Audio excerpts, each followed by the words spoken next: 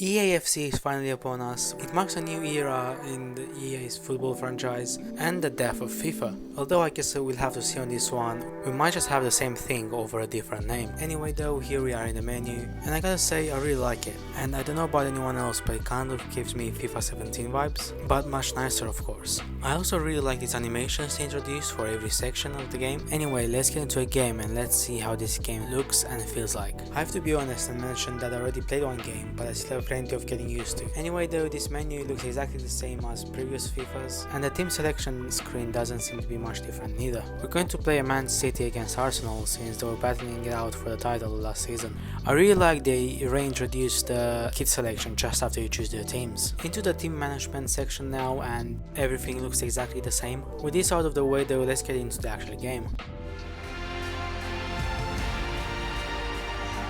Hello and welcome, and if the weather forecasters are to be believed, we're in for a very rainy night here at the Etihad Stadium in Manchester. I'm your match commentator Derek Ray, and my partner ready to bring you all the analysis and technical talk is Stuart Robson. And it's all about action from the Premier League in this case. It is Manchester City and they take on Arsenal. Although very similar, if not the same as previous FIFAs, I really like the stadium shot at the beginning as well as all the new scoreboard animations. And the match begins.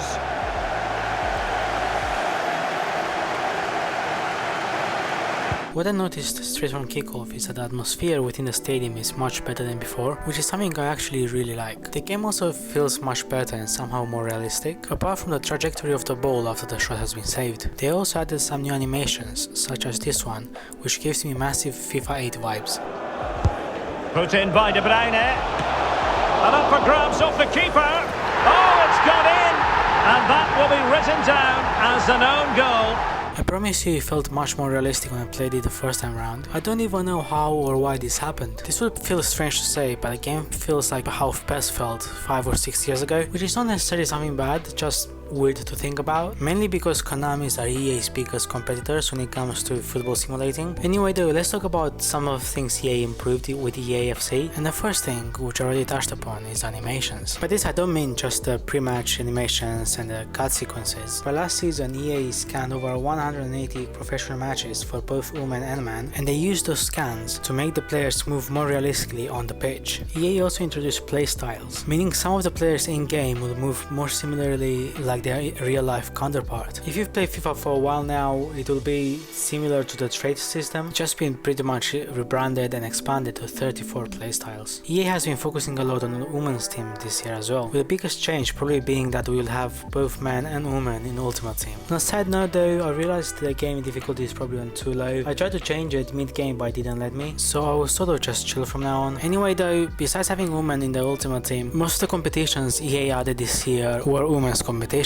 EA also added evolutions in Ultimate Team. This means that, unlike previous years, your cards can actually improve rather than staying the same throughout the year. EA also added agents to the player career mode, who will not only help you with the contract and transfers, but will also give you certain objectives you have to meet. They also introduced the ability of hiring your own coaches in manager mode, as well as a new team mentality system. Players will have more control over coaches and tactics, and EA will introduce more training features in a future update. Some big news for the Nintendo Switch players is that the Switch version is made using the Frostbite engine, meaning it will be more similar to the older versions, which also means that for the first time in years, it will actually have improvements rather than being FIFA 18 with new squads. Anyway, let's go into career mode and look at some of the features I've talked about earlier. The selection of managers is actually the same as before, and I chose to be Luis Enrique and train PSG. So the first thing that pops up is to select our tactical vision, and you can choose between standard, wing play, tiki-taka, I'm not going to try to pronounce this, park the bus, counter-attack, and kick and rush. Next you are prompted to hire coaches, and as you can see we have a weekly budget, and every coach has a different weekly salary, which is probably based on their experience.